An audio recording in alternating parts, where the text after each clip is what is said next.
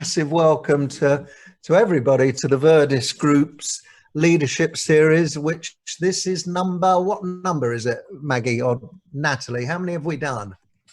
Five, four or five? Five at least. Five. And we've navigated our way through various leadership topics, starting with change, moving on with change actually, and talking about diversity. And we welcomed before Amri as our special guest. I'm Tony Sedgwick, in case you don't know who I am. And Amri is going to be joining us as our special guest, but maybe Natalie as our host, you can just say hi to the gang and welcome everyone. Well, yes, welcome everyone. Thank you very much for coming. I mean, we're trying to have topics which are of interest to everybody. I mean, at the beginning, we had topics who were related to COVID and the pandemic and working from home and so on.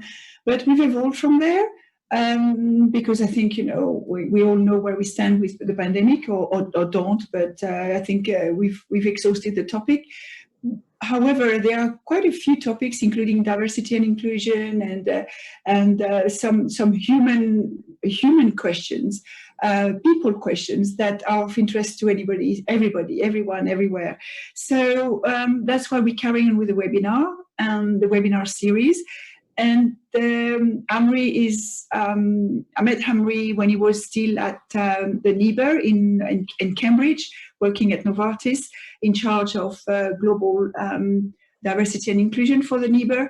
And he's now in Basel. And I mean, he's a wonderful human being and extremely good professional. So I hope you will enjoy the webinar today with him. Fantastic. Thanks so much, Natalie. So Amri, my dear friend, welcome. And Amri will maybe introduce himself to the group because not everybody knows about him. And the topic we're going to pick out today is a really interesting topic about, should we be working on a transactional basis or on a relationship basis? In other words, is it the one-to-one human connection that is actually the most relevant thing, or is it the one-to-one reciprocity or exchange of either money or activity? And this is something I absolutely adore as a subject. So Amri, maybe you could introduce yourself to the group. Our plan today, just before we get on to that, is we're going to do 40 minutes of discussion. We're going to start with, Amri's going to engage with the audience straight away. And then what we're going to do is we're going to move into 3 breakout groups for approximately 20 minutes and then have a roundup at the end. So watch this space. Maggie is our matron D, who will be organizing everything. But Amri, back to you. Who are you and welcome, my friend? That's the existential question of my life, is who am I? And I'm still trying to figure it out, but my name is Amri Johnson. I am an epidemiologist by training, and that kind of exploration into public health and what I felt was a gap in leadership for myself as well as some public health kind of folks. Not leadership in the science, but leadership in the managerial kind of led me into organizational effectiveness. And so I take my lens of being a scientist into organizations and look at organizations in a way that allows us to, not just look for problems, but also look for those kind of positive things that are allowing organizations to thrive. So I've been doing that for over 20 years now, most recently employed by Novartis in the research division. And now I run a firm called Inclusion Wins. And when inclusion wins, everyone wins. So we're going to talk. We're gonna talk a little bit about some of these topics. This notion from taking leadership from the transactional to the relational. It doesn't mean that transactional dynamics go away, but it just means where do we need to be putting more of our energy? Where do we need to build the skills? How do we navigate modern organizational life? And we've had a few things that tested that this past year. How do we navigate modern organizational life into the rest of the 20s? But definitely beyond that, simply because it's not really optional anymore, but it's not something that historically business schools, science PhDs, most companies' leadership and learning programs have not been focused on that, but you're seeing that turn happen. And it's not going to be easy for everyone. And we have an opportunity to really create the next normal with that mindset. So I'm going to talk a little bit about that. But I'm going to start off with a little exercise. I don't know if you've ever done it before. It's called chat waterfalls. So here's how it works. I'm going to ask you a question. Maggie's then going to put the question in the chat, and you're going to respond to the question for about 30 to 35 seconds, typing. Now, when I say stop, stop, and then push send. So do not push send until I say so, because everybody's going to push send at the same time, and that's going to be the waterfall.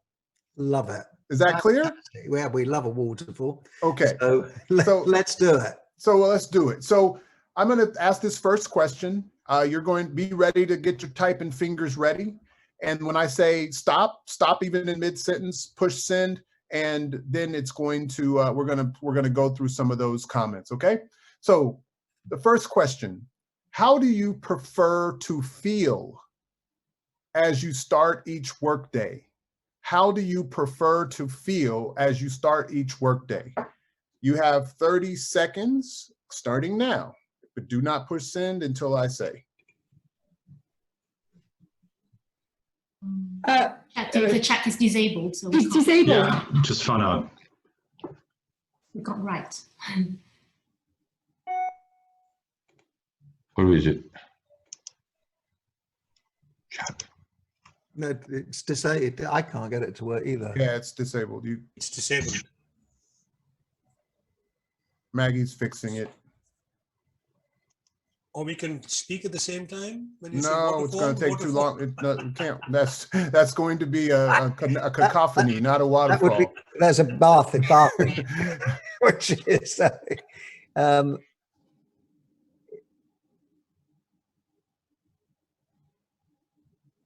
if Maggie, if you're if it becomes technically impossible, we should go to plan B. Okay, There there you go. Oh, fantastic. We're there. Okay, go. Don't push start until I say.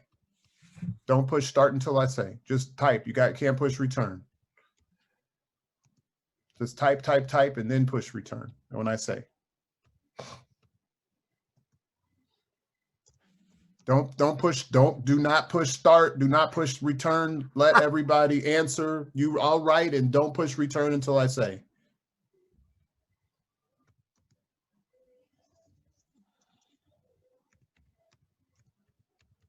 Okay, you can stop writing and push return. And there's the waterfall. So a lot of people said energized, positive mindset, full of energy, a lot of positive. Kind of, some people like to not know what's going to happen. They're excited by ambiguity. We're going to talk about that in a second. Pankaj. So I'm looking forward to talking about that. Great. Next question. What, if any, contrast is there between the days that you feel like you just described, like you prefer, and the days that you don't? What's the difference between the state that you like to be in and the state that you are in when you're not there? What's the difference? Go.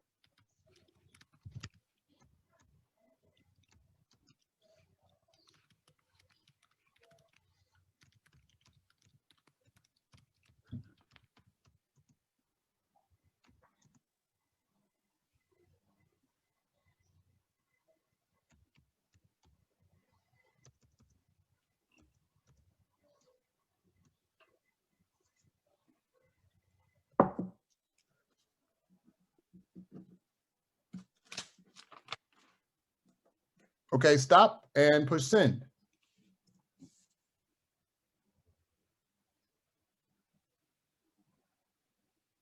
You feel flat, your energy's low, feel a little bit stuck. It's too task oriented, it's not motivational. And the reality is you probably aren't as effective as you could be when you don't have those days. They're gonna come, but there's ways that you might be able to enable them, and that's extremely important. So let's ask the third question. So given that challenges, be they technical or relational, arise, what enables you or best enables you to most effectively address these challenges with the various people that are impacted? So given that there's going to be challenges, sometimes technical, sometimes relational, what allows you to address them most effectively with everyone who's impacted? Go.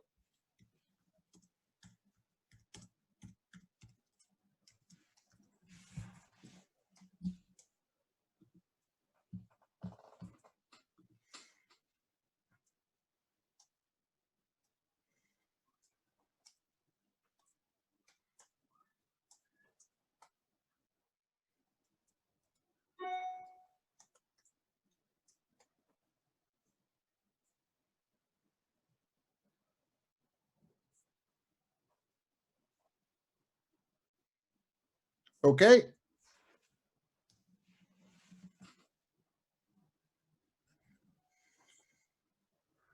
I like that one. The breathe. Yes, you have to breathe. Take care of yourself physically. Build relationships. Trust. Trust is a key, and it's not so simple. I mean, especially in the virtual world, we're dealing with trust on a different level than we've dealt with it before. But at the same time, it's allowing us potentially to learn things that we were never able to really learn about how trust manifests itself. Asking for help, that's a vulnerability, George. Like, a lot of people don't feel like they can ask for help. Even my 13-year-old stepdaughter, she doesn't like asking for help. I'm like, can I help you? No, I'll do it myself. So this kind of extends into our lives as we get older. And then there's some exchange with colleagues. It's that relational aspect. Fantastic. Last question. If you were starting a company, and I know some of you have started companies, maybe more than one, and some of you are in the process of building a startup. If you were starting a company and your board and funders ask you to build a world-class organizational culture, how would you describe the culture that you'd create? How would it feel? What would people do? What would they be rewarded for? And then how would people talk about it, if you want to add that? So that question, and I'll give you 30 seconds again. Go. How would you build this culture? How would you describe it if your board asked you to do that?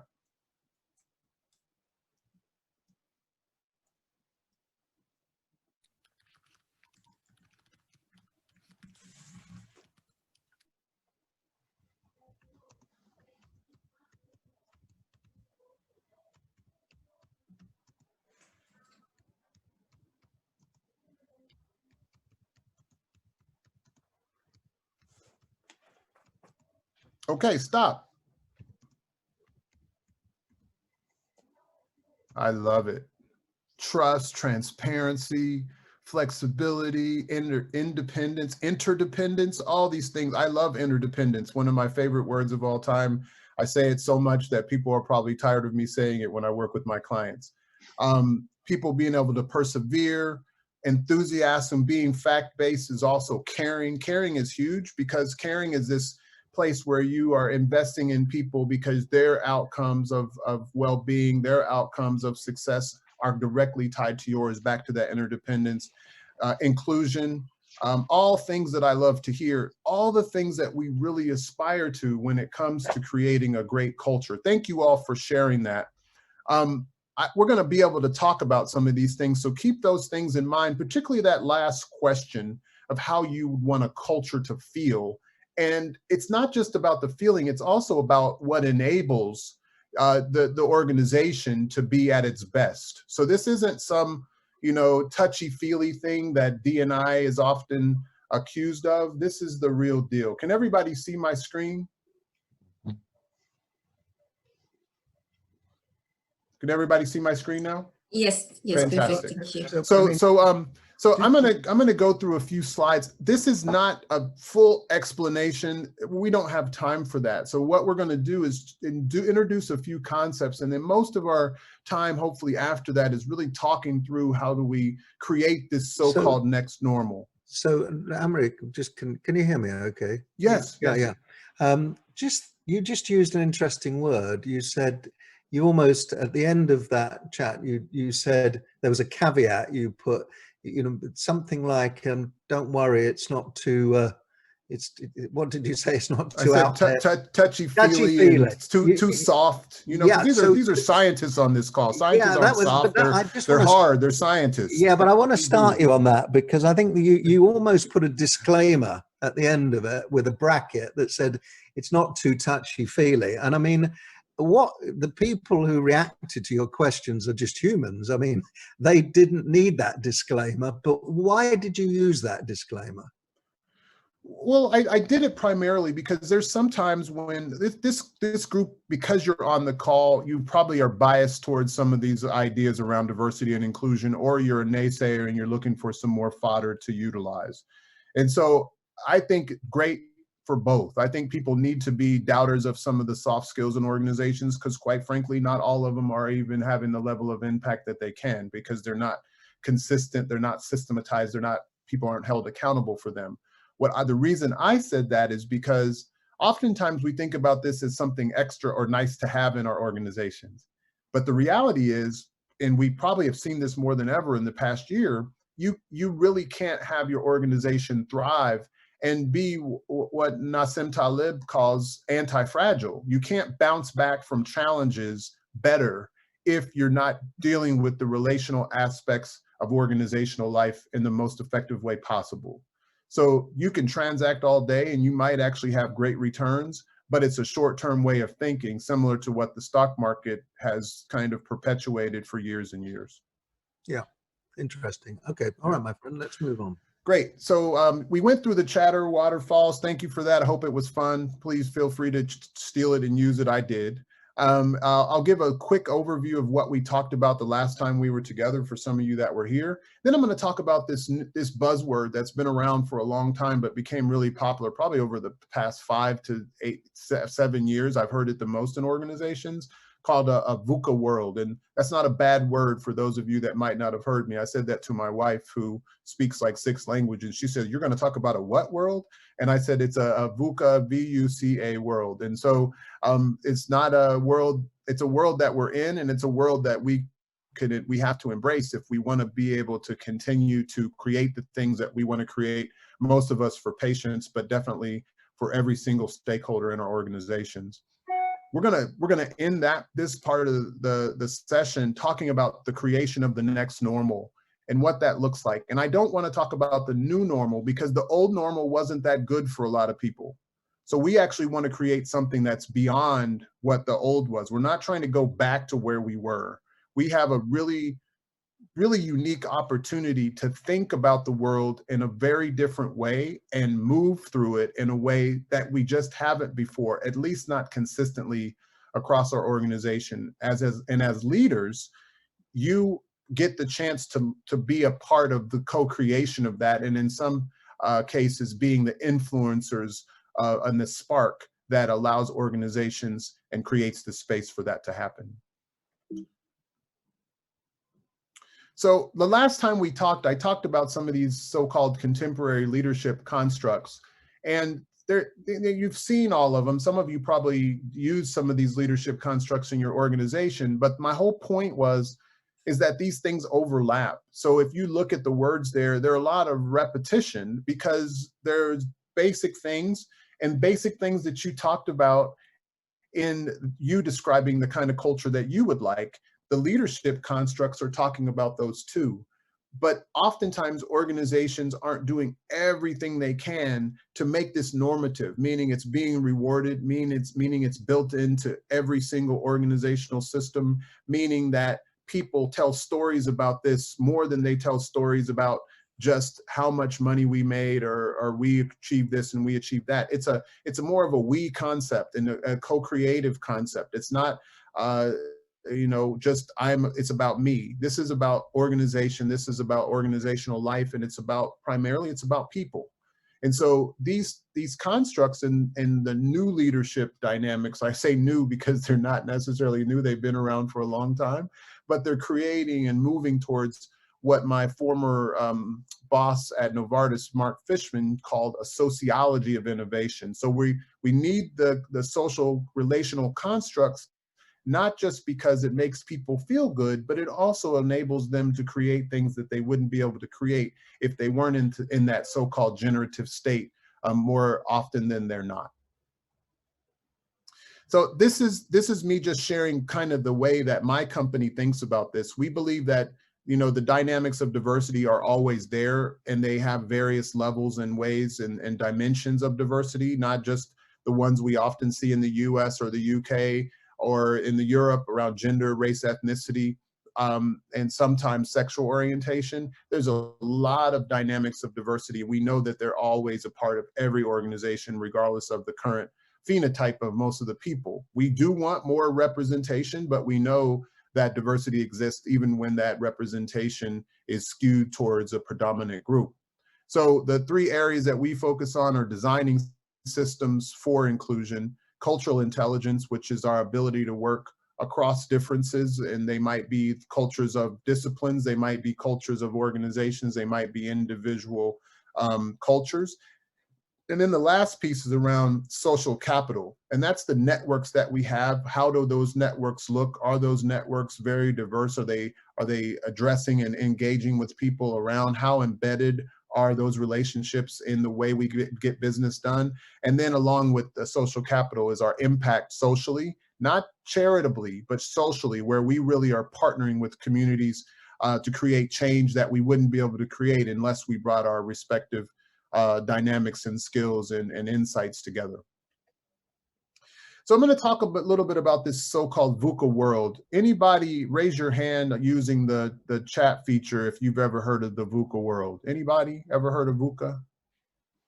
So Solomon, anyone else? I mean, I think we've all heard of the elements, but we've never heard the word VUCA. I mean, yeah, exactly. These things are all things that we've been dealing with for a long time, but we haven't necessarily called them out. And so this term VUCA, stands for volatility, uncertainty, complexity, and an ambiguity. Nobody would argue with me that these things have been a part of organizations for a long time. This is how it has been, and this is how it will be. And this is not a bad thing. It's just the reality that we're in. And if we didn't know that before, if you look at what's happened in 2020 alone, and I obviously there's the dynamics of the pandemic. We can't deny that. We've seen the massive, almost 2 million deaths in the world. There was the racial unrest in the US. This is actually not in the US. This picture is actually from Paris. So this wasn't just happening in one country. This was happening all over the world. My family, my wife is Spanish, and I have stepkids that are now 13, and I have a 22-month-old. And my stepkids and my wife wanted to go to the march here in Basel. And I was like, I'm an infectious disease epidemiologist. We're not going out in crowds during a pandemic. That's crazy. And they kind of looked at me and they said, we're going. And I said, okay. So we put on our mask and we went out. And it was one of the most moving things that I've experienced, not just because it was around race and racial equity. It was because there was a uniformity that this is a bigger problem than any individual, and all of us are impacted by it. So anything around race that we often might say it's for those people, whatever ethnicity or background they have, in this case, it was Black people. Racial equity is for everyone, and if everyone deals with it, everyone benefits from us doing this better. So that's just another thing that happened. There was a locust infestation in parts of India. We obviously just saw what happened at the beginning of 2021 in the United States. And then the outcomes of the pandemic are also stark. In Japan alone, and I'm just using Japan as an example, if you can see this, this table at the top, to see what's happened to the labor force in Japan by gender. This is not just happening in Japan, it's happening everywhere. How are organizations going to deal with this level of volatility in the workforce when women have had to exit en masse? This is a potential step back that's major that we've never had to really confront. And so organizations are going to have to confront this in ways that we never did. And then some of you that are familiar with what happened in Lebanon, Lebanon's dealing with one of the biggest COVID outbreaks that we've seen in the world because they've gone with new variants, but they also had a massive explosion that impacted the whole country, particularly the people there in Beirut, in ways that it's really hard for us to fathom how all of these things, kind of this confluence of things, happen simultaneously. And then lastly, the climate dynamic is represented by fires, and these fires happened all over the world. They happen in places that we didn't hear about as much in the media as we heard about California. So obviously we heard about Australia, but they were happening all over the world. So climate change is absolutely on our table. So all of these things are happening simultaneously. The military started dealing with the notion of the VUCA world in the late 90s as part of the post-Cold War. It's stuff that we know, again, fast-paced, totally and increasingly unstable and always changing. And then how do we address that? And so in the VUCA world, the things that are often said from the literature is when you're dealing with volatility, you have to have vision. And that vision is a shared vision. It's not a vision just for a leader to come up with a vision or a leadership team to come up with a vision. It's a vision that's bought into. It's values that are bought into. It's aspirations that are bought into by everyone who's impacted by it. That's stakeholders internally, that's stakeholders externally. Everybody's going to be impacted by it. That vision has to be clear when you're dealing with volatility. Uncertainty requires understanding, and sometimes that includes sense making. I'll talk about that in a second. But these changes are happening. Now, if you think about the pandemic, we kind of knew that there was a possibility for a pandemic. So it wasn't completely uncertain, but the complexity of it as it came in and the political complexity of it, we weren't necessarily prepared for. We didn't think about how political realities across the world would impact the way people responded to a global pandemic. We didn't have social media, which could have been the greatest tool possible for a pandemic, but we didn't understand that it could have really an opposite effect of what we would want in the midst of needing to inform and bring people along in a way that, you know, allowed us to deal with the uncertainty and the dynamics that are negatively affecting people, at the same time making sure we bring the numbers down. So that complexity requires clarity, and clarity is also something that is an interdependent dynamic, because you can't be clear unless you're actually talking through the clarity. And the last one is ambiguity. And when we talk about ambiguity, we need to be agile. So I don't need to have you raise your hand if you've had an agile transformation in your organization over the past couple of years or more. There's lots of kind of agile project management, but some people have taken the transaction of project management into agile, even though that's absolutely not what agile was supposed to be about. In fact, agile is really built for inclusive cultures and ways to work together on the fly, but with a certain kind of collective set of ways of being and rules that allow us to do that most effectively. And so we need agility when we have ambiguity, but we also need to understand that in the constructs that we've created to manifest that in our organizations, there's a mindset shift that needs to happen. And that mindset shift is moving from the transactional to the relational. Like, are we checking in with each other constantly? For those that are impacted, for those that have insight, are we in that process of checking in and engaging in a consistent way and doing all the things that you say: trustworthiness, transparency, flexibility, all those things that we say that we like in our culture? How are we manifesting that consistently in this so-called VUCA world? I'm just thinking, I mean, VUCA, I mean, I like the concept, but I think this, I mean, it's true to say, I'm sure, Amory, that if you looked 10 years ago, there was, when AIDS was around, when there was as much going on there that was ambiguous. I wonder if the VUCA world is actually the last post-war, actually, the last 30 years. And I suppose my other question is, you know, it's all very well being VUCA-minded if you're a commando or you're in the special forces, but if you're running a tank division, you can't really be VUCA. And some organizations are more like tanks than they are commandos. I like that. Yeah, you know, and I think they should be informing one another. I don't want to get into war metaphors, but even in the military, you'd be surprised at how much information and communication the military does beyond what most organizations do. People always think of the military as being very top down, but actually they communicate as effectively, if not more effectively, than most organizations that I've been in. And it's because the stakes are so high that they don't have a choice. But they also have one big difference. They have what's called seeing rooms. So they have a room which has a lens on many of the components, which allows them to sense and respond.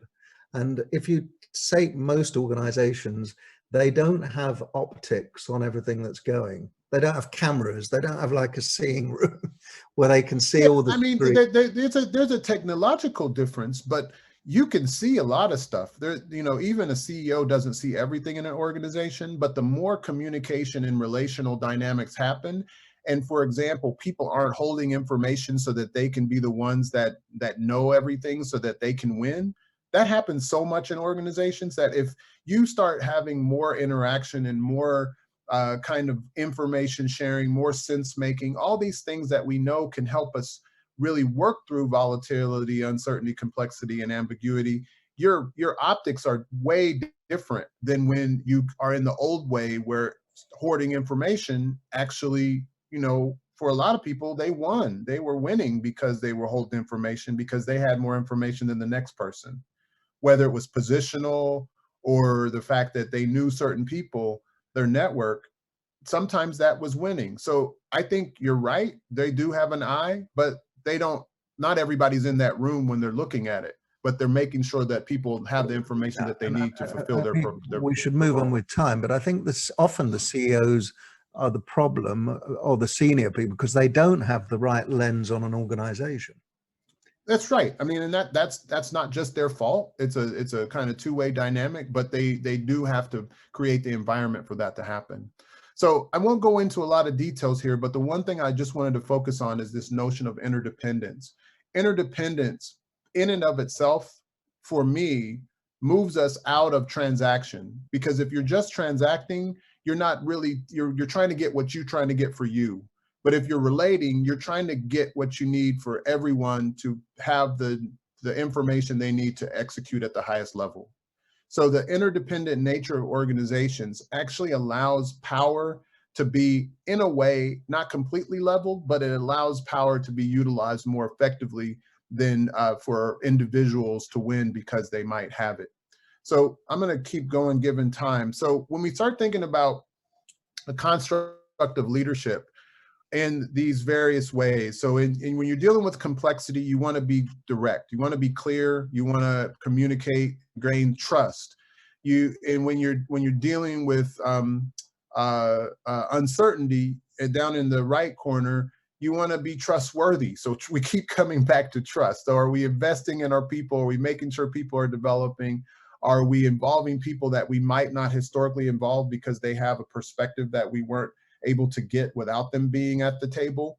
And when you're dealing with volatility, do what you say you're going to do. The biggest way to break trust is not doing what you say.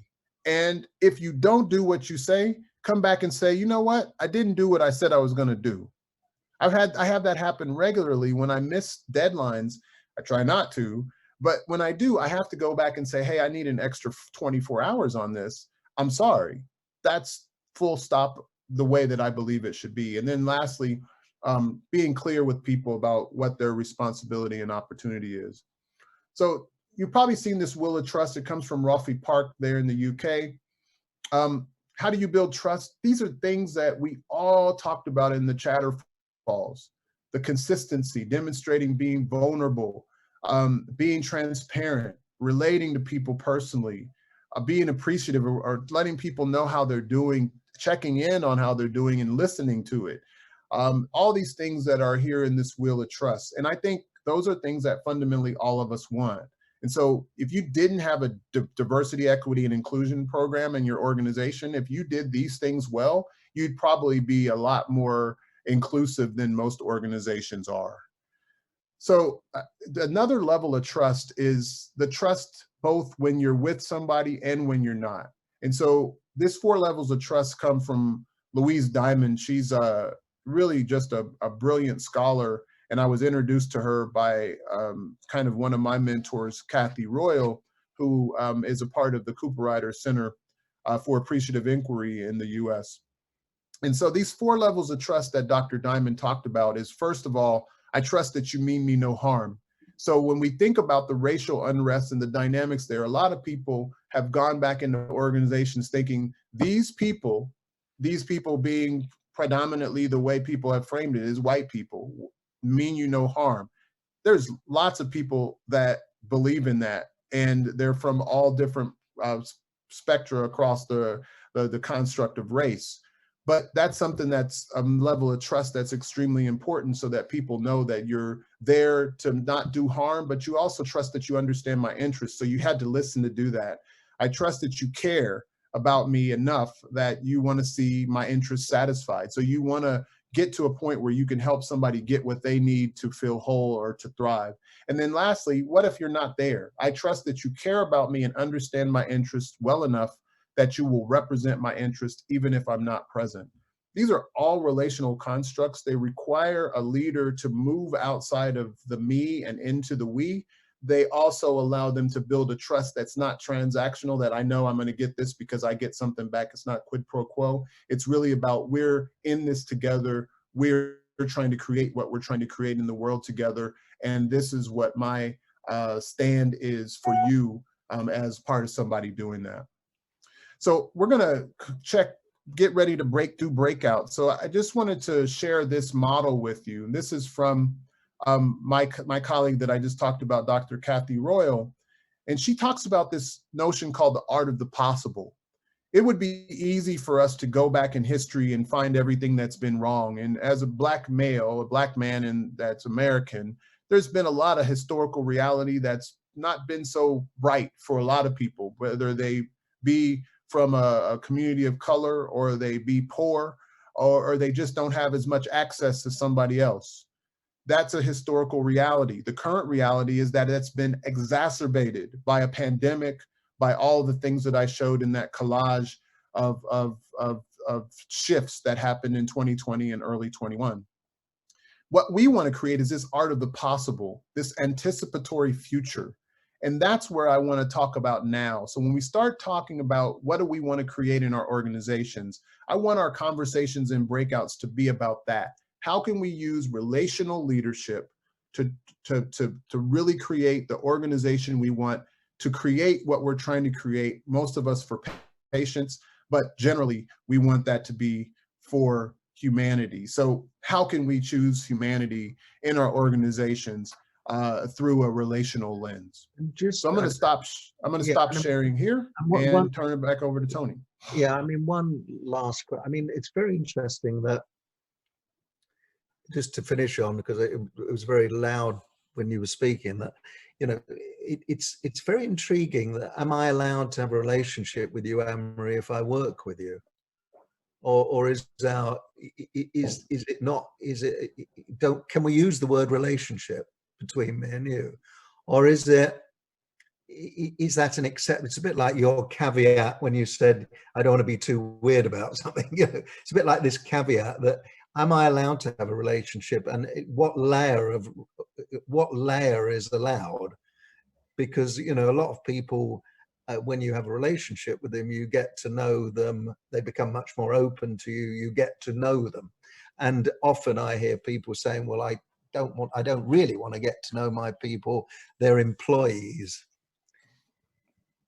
I mean, there's some people that are still in that paradigm. I think it's a broken paradigm. I don't think it really ever worked. I think relationships have been at the core of business forever, but who gets to be in what relationship with whom has always had a lens of power on it and hierarchy. And what we're saying now is we've invited people into our homes. Like, we're invited into each other's homes right now. You know, behind my screen is the rest of my home, for example. So we're inviting people in. And so that construct of the depth of relationship, it really depends on the individual's preference. But the individual, to be successful, still has to develop that level of trust that allows people to know that they have their back, whether they're there in the room or not. And that's what I'm interested in. And it might not be so like, you know, we're going to go to the pub together. And it might be that we go to the pub together all the time, but the whole idea is to build trust in whatever way allows us to personally thrive and allow our organizations to do the same. I think is a huge subject for future